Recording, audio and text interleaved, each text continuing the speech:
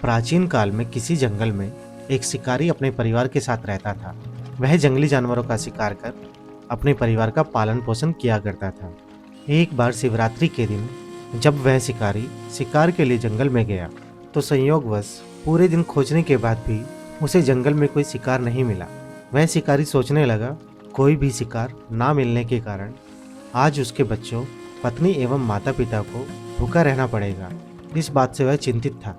दिन भर जंगल में शिकार की तलाश में चलते चलते वह भूख व प्यास से व्याकुल हो चुका था। सूर्यास्त होने पर वह जंगल में एक तालाब के पास गया।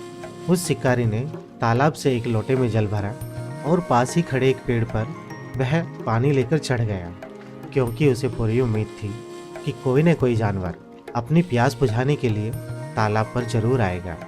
शिकारी जिस पेड़ पर चढ़कर बैठा वह एक बेल का पेड़ था और उसी पेड़ के नीचे एक शिवलिंग भी था, जो सूखे बेल पत्रों से ढके होने के कारण दिखाई नहीं दे रहा था। शिकार के इंतजार में वह शिकारी पेड़ से पत्ते तोड़ तोड़ कर अनजाने में शिवलिंग पर गिराता गया।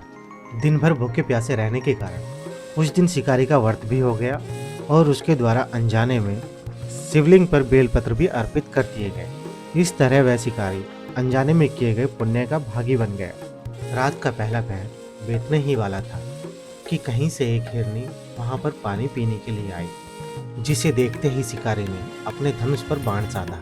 ऐसा करते समय उसके हाथ के धक्के से पेड़ से कुछ पत्ते एवं लोटे से जल की कुछ बूंदें नीचे शिवलिंग पर जा गिरी और अनजाने में ही शिकारी की पहले पहर की पूजा पूरी हो गई। हिरनी ने जब पत्तों की खड़खड़ाहट सुनी तो घबराकर ऊपर की ओर देखा और भयभीत होकर शिकारी से कांपते हुए बोली, मुझे मत मारो। शिकारी ने कहा कि वह और उसका परिवार भूखा है, इसलिए वह उसे नहीं छोड़ सकता।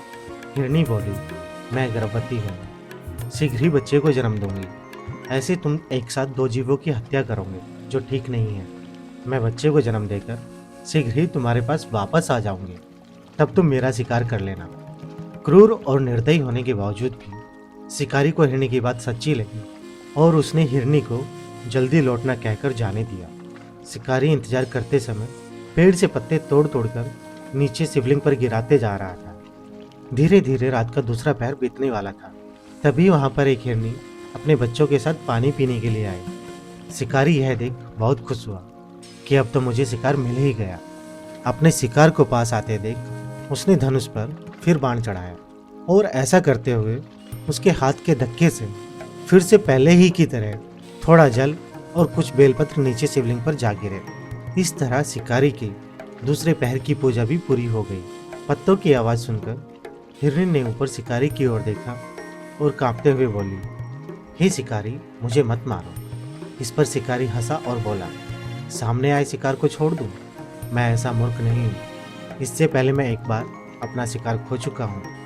मेरे बच्चे भूख प्यास से तड़प रहे होंगे।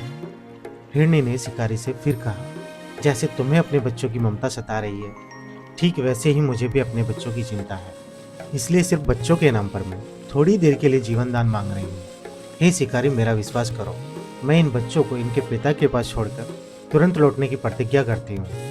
शिकारी ने पहले की तरह इस हिरनी के वचन का भी भरोसा कर जाने दिया। शिकारी 2 बार अपना शिकार स्वयं खो चुका था।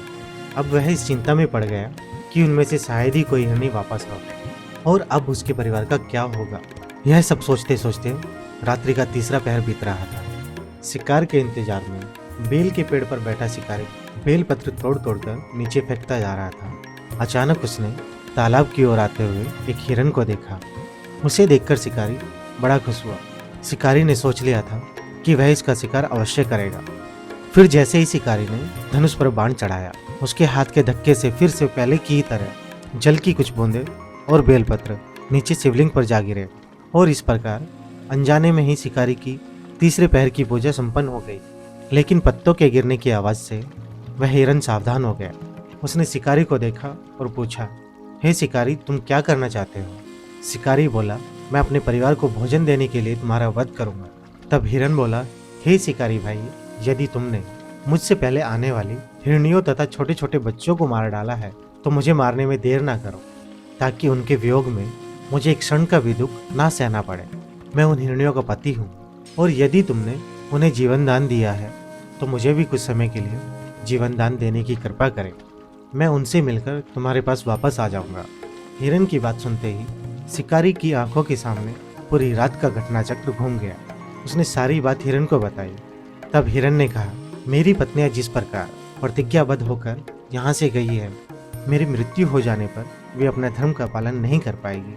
अतः हे शिकारी, जैसे तुमने उन्हें विश्वास पात्र मानकर छोड़ा है, वैसे ही मुझे भी जाने दो। मैं उन सबके साथ शीघ्र ही तुम्हारे पास वापस लौट आऊंगा। हिरन की बातें सुनकर शिकारी ने उसे भी यह कहकर जाने दिया कि शीघ्र लौट आना। हिरन के जाने के बाद शिकारी पेड़ पर बैठा इंतजार करता हुआ यही सोच रहा था कि वह सब हिरन वापस आएंगे या नहीं, और पेड़ से बेलपत्र तोड़ तोड़कर नीचे गिराता जा रहा था। रात का आखिरी पहर शुरू होते ही उस शिकारी की खुशी का ठिकाना नहीं था, क्योंकि उसने हिरन को अपनी पत्नियों व बच्चों के साथ आते देख लिया था। उन्हें देखते ही उसने अपने धनुष पर बाण रखा और हर बार की तरह निशाना लगाते हुए शिकारी के हाथ से कुछ बेलपत्र और लोटे में रखे जल से कुछ बूंदें शिवलिंग पर जा गिरी, जिससे उसकी चौथे पहर की पूजा भी पूरी हो गई।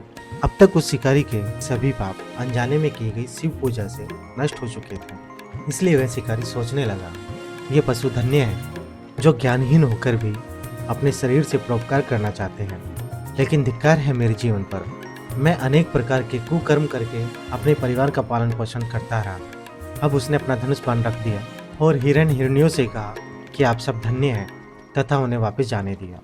शिकारी के ऐसा करने पर भगवान शिव ने उसे अपने दिव्य रूप में दर्शन दिए तथा उसे सुख समृद्धि का वरदान दिया।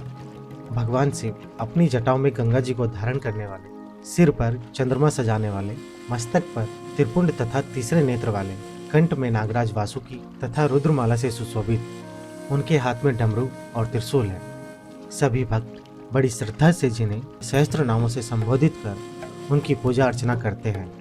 ऐसे भगवान शिव हम सबके मन को सदैव सकारात्मक बनाए एवं सबकी मनोकामनाएं पूरी करें। हर हर महादेव।